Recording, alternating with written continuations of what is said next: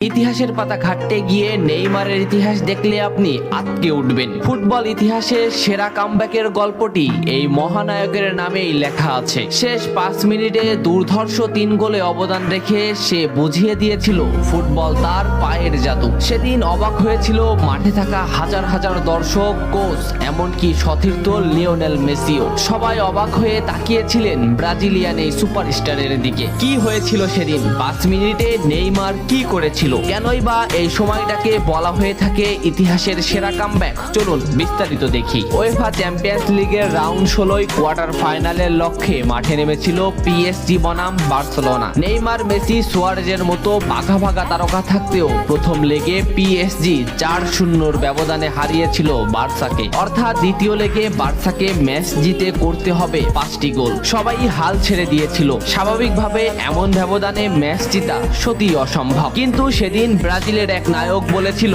এটা সম্ভব, আমরা এটা করে দেখাবো। যেভাবেই হোক না কেন আমরা দলকে ম্যাচ জেতাতে চাই। 2017 সালের 8 মার্চ অনুষ্ঠিত হয় এই ম্যাচের দ্বিতীয় লেগ। ম্যাচের শুরু থেকেই ক্ষিপ্ততা আর দক্ষতা দেখাতে শুরু করেন নেইমার। এই ম্যাচে যেন আবির্ভাব হয় কোনো এক নতুন নেইমারের। এই নেইমারকে তো কেউ চেনে না। ম্যাচের 3 মিনিটেই লুইস সুয়ারেজ পেয়ে যায় প্রথম গোলের দেখা। এরপর নেইমারের ক্ষিপ্ততায় একের পর এক আক্রমণ সাজাতে থাকে বার্সা। এদিন যেন নেইমারকে কোনোভাবেই আটকাতে পারছিল না পিএসজি। নেইমারকে আটকাতে একের পর এক ফাউলই বেছে নিয়েছিল তারা। ম্যাচের 40 মিনিটে লেভিনের আত্মঘাতী গোলে বার্সা পায় দ্বিতীয় গোলের দেখা। ম্যাচের 50 মিনিটে ক্ষিপ্ত থাকা নেইমারকে ডি বক্সের ভিতর ফাউল করে ফেলে দেওয়া হয়। এতে বার্সা পেয়ে যায় পেনাল্টিতে গোল করে দলকে এগিয়ে নেন লিওনেল মেসি। তবে যেমনটা ভাবছিলেন এই ম্যাচের গল্প ফুটবল বিধাতা তেমন ভাবে লেখেননি। 62 মিনিটে বার্সার কফিনে শেষ প্যারাটা পুড়ে দেন এডিনসন কাভানি। এতেই স্তব্ধ হয়ে যায় ক্যাম্প নু। আশা ছেড়ে দেন বার্সা কোচ লুইস এনরিক। শুধু কি তাই, স্তব্ধ হয়ে যান লিওনেল মেসিও। তবে সেদিন একজন দমে যায়নি। নামটা কি কমেন্ট করে জানান। বার্সা গোল হজমের পর লিওনেল মেসি ম্যাচের সম্পূর্ণ দায়িত্ব দেন নেইমারের উপর। আবারও শুরু হলো খেলা। ডি বক্সের বাইরে নেইমারকে ফাউল করে ডি মারিয়া। এই পজিশনে 88 মিনিটে বার্সা একটা ফ্রি কিক পায়। তবে এই ফ্রি কিকের দায়িত্ব নেইমারের কাছে বুঝিয়ে দেন মেসি। শট করেন নেইমার এবং করেন অসাধারণ গোল। এই ফ্রি কিকটা বার্সার ইতিহাসের সেরা ফ্রি কিকের একটি হয়ে রয়েছে। এর 2 মিনিট পর সুয়ারেজকে আঘাত করে পেনাল্টি পায় বার্সা। পেনাল্টি নিতে আসেন নেইমার জুনিয়র। সেদিন বার্সা নেইমারের উপরই আস্থা খুঁজে পেয়েছিল। পেনাল্টিতে অসাধারণ গোল করেন নেইমার। এমন পরিস্থিতিতেও 5 গোল করে ম্যাচ সমতা এনেছে বার্সা। এর কিছু সময়ের পরে চলে আসে সেই মাহিন রক্ষণ। ম্যাচের এই মোমেন্টটা লক্ষ্য করুন। ডি বক্সের কিছুটা সামনে নেইমারের পায়ে বল। নেইমারকে আটকাতে গেল প্রতিপক্ষের একটি খেলোয়াড়, কিন্তু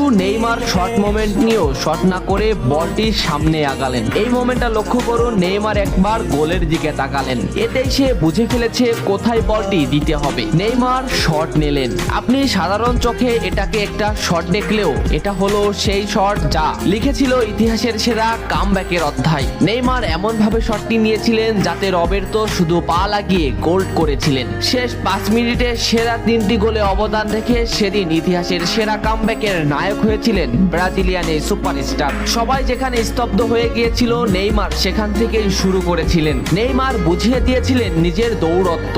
ইতিহাসের সেরা কামব্যাকটা বার্সা নেইমারকেই উৎসর্গ করেছিল। এ ম্যাচে নেইমারের পারফরমেন্স ছিল আকাশচুম্বী। মাঠে থাকা দর্শকরা শুধু নেইমারের দিকেই তাকিয়েছিলেন। নেইমার এমনই, যখন জ্বলে ওঠে তখন সব পুড়িয়ে দেয়, সব তছনছ করে ফেলে। ইতিহাসের সেরা কামব্যাকের নায়ক সেদিন পিএসজি কে হারিয়ে বার্সার সমর্থকদের মুখে হাসি ফুটিয়েছিলেন। বার্সা ফ্যানরা কি এদিনের কথা ভুলে গেছে? নেইমারকে ভোলা যায় না। নেইমারের এই অবদানের কথা ভুলতে হলে ফুটবলকেই ভুলতে হবে। ফুটবল আর নেইমার এমনই, এরা আপনাকে কাঁদাবে, হাসাবে, আবার কখনো কখনো অসম্ভবকে সম্ভব করে দিবে। নেইমার সেদিন অসম্ভবকেই সম্ভব করেছিলেন। ভিডিওটা কেমন লেগেছে অবশ্যই জানাবেন। এত সময় সাথে থাকার জন্য ধন্যবাদ। নেক্সট ভিডিও আসছে খুব তাড়াতাড়ি।